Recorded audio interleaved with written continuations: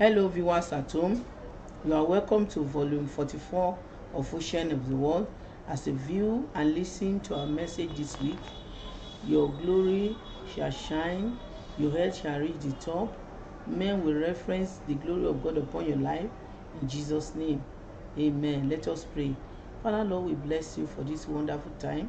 We appreciate you for the grace you endow upon us to be on course on the assignment you have given us, and for every listener to the word of God at home there. We pray for keeping them on course for following this message on weekly basis. We say blessed be your name in Jesus' name. We thank you for sparing all of us. No evil come near our dwelling. That is why we are able to do all this we are doing. Daddy, we return all glory back to you. Accept our thanks in Jesus' name. This week I commit everyone into your hand that are listening to your word. Empower them in the power of your goodness, in your power of glory, in the understanding of your word. Let your name be praised in their life, and let the word of today be established in the heart of everyone for testimony. In Jesus' mighty name we pray. Amen. Praise the Lord. Hallelujah. Amen. Today our message is titled God's Confidant, Part 2. We are in volume 44 of Ocean of the World. Our text is taken from book of Genesis chapter 18 verse 22 to 33. Verse 22 illustrates the mutual accessibility that existed between God and his servant as Abraham remained standing before the Lord, as at when the physical presence of the angels of God was no longer in view.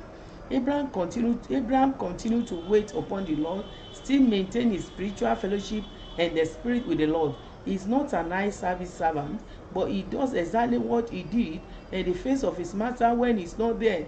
Abraham is concerned on what matters to God, and that's why he became God's confidant. In this world today, when things rosy for men, as in answers to their prayers were delivered on time, they serve God and even share the goodness of the Lord with men like how powerful God is.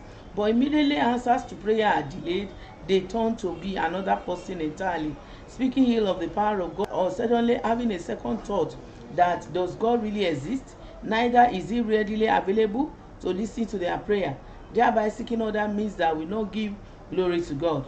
Proverbs 24:10 says, if thou faint in the day of adversity, thy strength is small.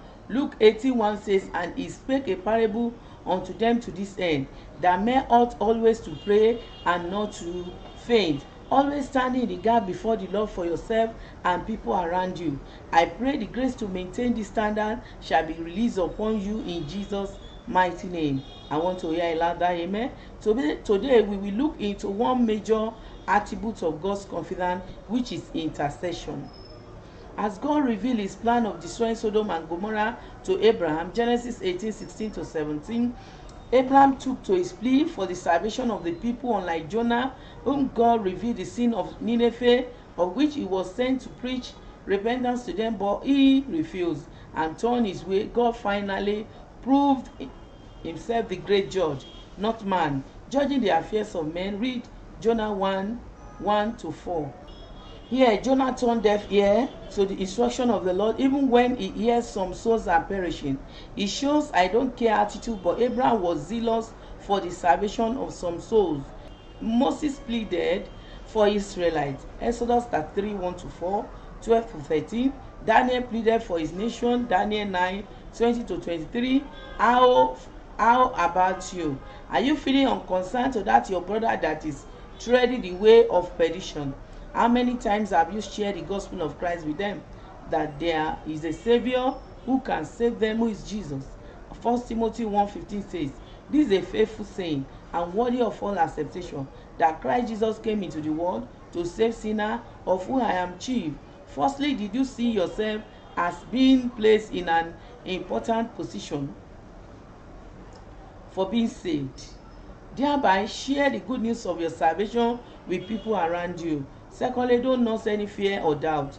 If your recipient will reject you, he may and he may not, but with your importunity and your life showcasing the glory of God, he will yield your gospel message one day, because he is worthy of acceptation. God cares for sinners. Matthew 9:13 says, but go and learn what this means. I desire mercy and not sacrifice. For I did not come to call the righteous, but sinners to repentance. Read Matthew 19:10-12. Luke 15:7 say, I say to you that likewise there will be more joy in heaven over sinners who repent than over 99 just persons who need no repentance. Be an intercessor. Get yourself acquainted with what makes God happy. Stop disturbing yourself with things that annoys God. Sin of doubt, unbelief, backbiting. Abraham pleaded on behalf of Sodom and Gomorrah, and he was able to save some.